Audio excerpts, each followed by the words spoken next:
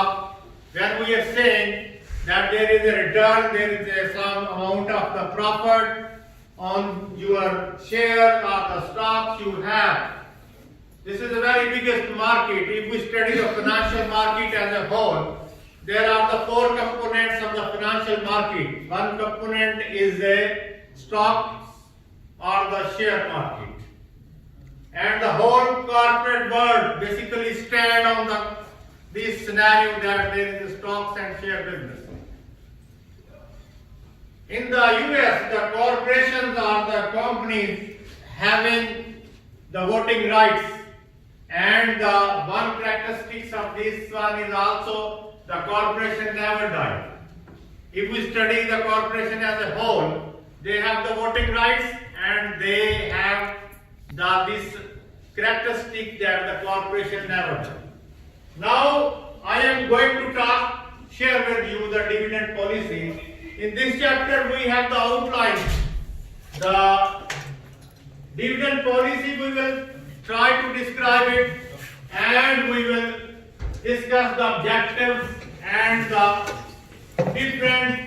different policies measures we are going to adopt in any corporation.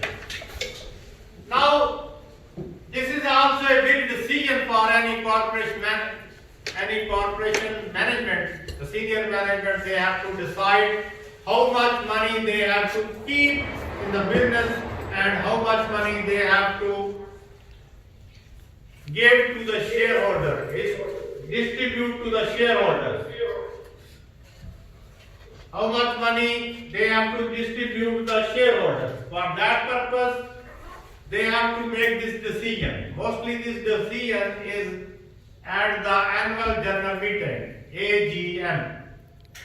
And it's the end of any fiscal year that this decision lies with the senior management board of director of any corporation. They decided how much money they have to keep in the corporation and for the future projects, or how much money they have to distribute among the shareholders. So I must check my participants who is talking here.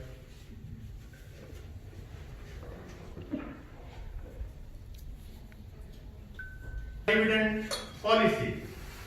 So let's move.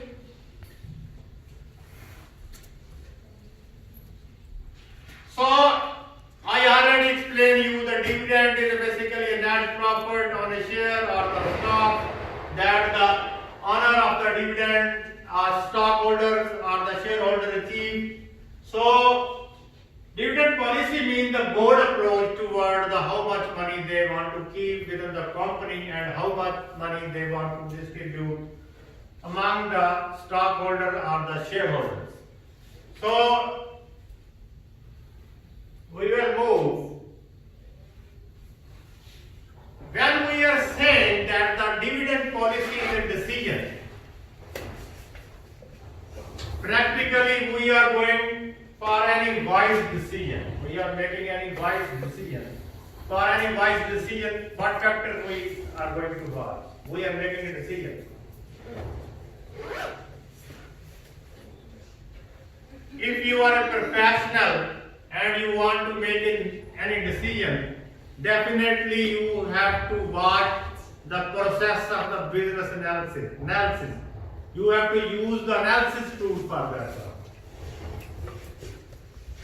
For that one, what type of the decision we are going to take?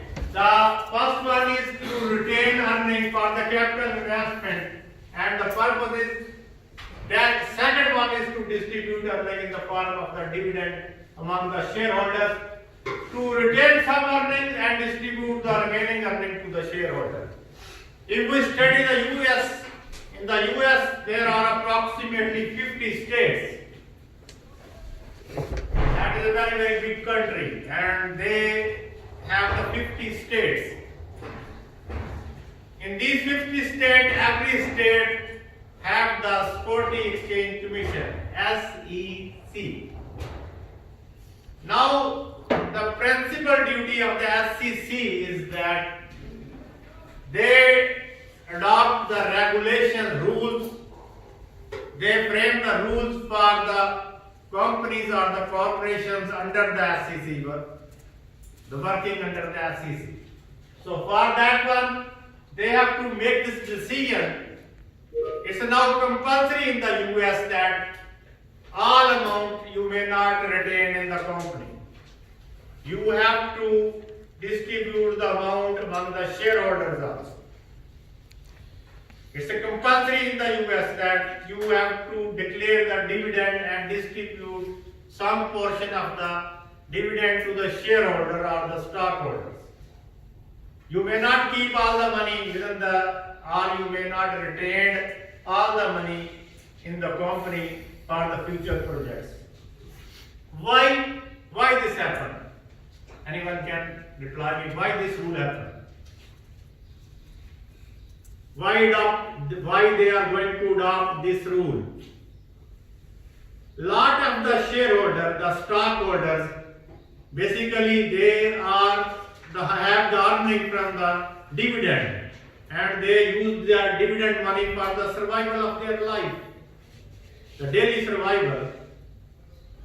So if you don't distribute any money to these stockholders or the shareholder, what will happen?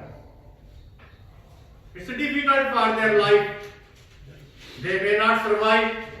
So now this is a decision of the US government that it's a compulsory for the companies. They have to distribute the dividend to the stockholders. So here, let's move further. The payment of the dividend may significantly affect the market price of the share. If we have the more dividend, what will be our share price will be more. It will affect your price of the share in the market. Definitely at the time, these stock exchanges, especially last time I shared with you the New York Stock Exchange and working of the Dow Jones Index there. And I also shared there the one example.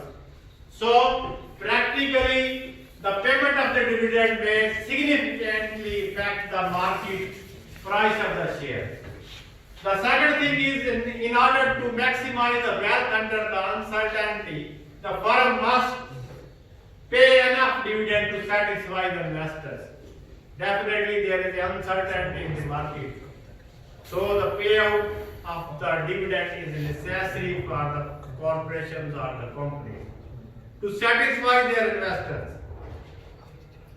Where the satisfaction of the investor lies?